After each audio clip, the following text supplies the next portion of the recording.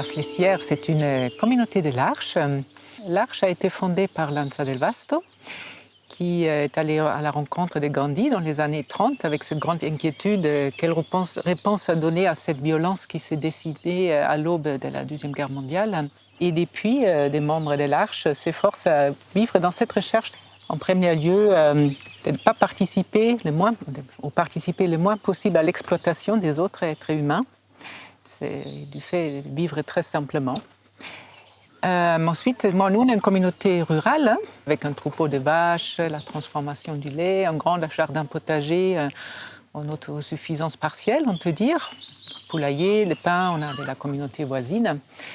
On n'est pas seulement un écolieu, on est une communauté la vie communautaire est très importante pour nous, c'est au centre de notre vie, avec des différentes activités, aussi des moments spirituels. Il y a donc des moments de prière ouvertes, le matin et le soir.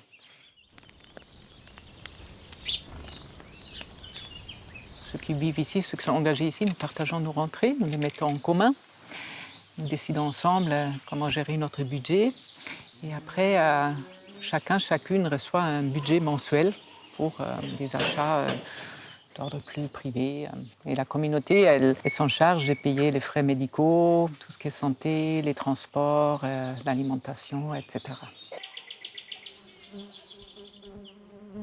On peut venir ici de deux manières. On commence toujours par la première manière, c'est-à-dire de passage. Qu'on soit court stage ou long stage, on est de passage et après on a la possibilité d'être plus dans une démarche, d'en faire son lieu de vie.